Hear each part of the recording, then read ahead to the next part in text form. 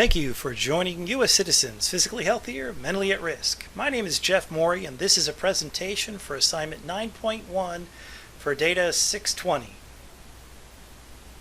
Factfulness taught me that in the last 20 years, world poverty has been cut in half, and there's a direct relationship between longevity and income.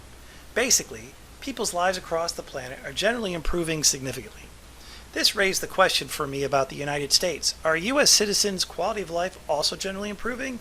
The answer to the question appears to be yes for our physical health and no for our mental health. The U.S. is better. Our record is 7-3, but it's so much more than that. Please keep your eye on the y-axis and note the differences in scale between 800 and 40 as we have this discussion. 7 major killers have been weakened significantly: heart disease, cancer, respiratory infection, stroke, diabetes, kidney disease, and the flu. Overall, for every per capita 100,000 people, we have saved in this time period over 144 per year since 1999.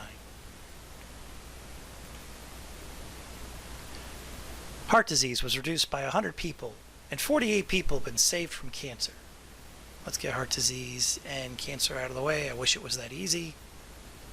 While the rest of these are not as impactful overall, they have decreased over the years, saving lives. Most impressive has been the fight against stroke. Over the years, 24 people have been saved per capita. Let's talk about the harmful trends. Death have increased from 35 to 49 people for accidents. They have gone from 16 to 31 people for Alzheimer's, and from 10 to 14 for suicide.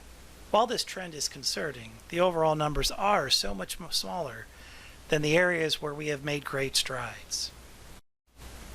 These are the major killers of U.S. citizens since 1999. These numbers, 201, 177, etc., are the average of 19 years of data, while heart disease and cancer took 63% of all the lives lost. Once you add stroke, common respiratory failure, and accidents, for almost 85% of all deaths. We are improving our quality of life when it comes to chronic health concerns like cancer, heart disease, and the others, but accidents are increasing in the safest time period of the U.S. That seems odd when you consider how much safety regulations have been added in the U.S. in the last 20 years. What could be contributing to the harmful trends, especially suicide and accidents? A theory is alcohol and lack of sleep. It's not lack of sleep. Sleep has not fluctuated significantly since 2004, where we can see it's around a little less than 7.2 for all these years. Alcohol consumption has been increasing. Specifically, spirits or hard liquor has been growing from 0.626 to 0.845 per 10,000 capita.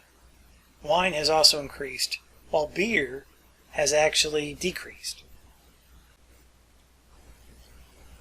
While there was a positive correlation between alcohol consumption and these harmful trends, there are too many contradictions at the state level for this to be considered valid. This is a time series that represents each state and the 3 harmful trending causes of death: Alzheimer's, suicide, and unintentional injury. Unintentional injury is the 5th most deadly factor and is significantly larger than the other 2. New Mexico has a significant issue with accidents and suicides. Here's suicide, here's accidents, compared to its peers. While it scored lower in 2017, it was because of spikes in other states. Ohio also had a significant spike around unintentional injuries or accidents. West Virginia also had a spike in 2017, and this spike was massive. Wyoming is also an area with a high rate of suicide and accidents. In conclusion, U.S. citizens' health has improved over the last 20 years. Heart disease and cancer deaths have been significantly reduced. Accidents, Alzheimer's, and suicide are on the rise. And alcohol and sleep do not correlate at the state level. Thank you for your time. These are the referenced data sources.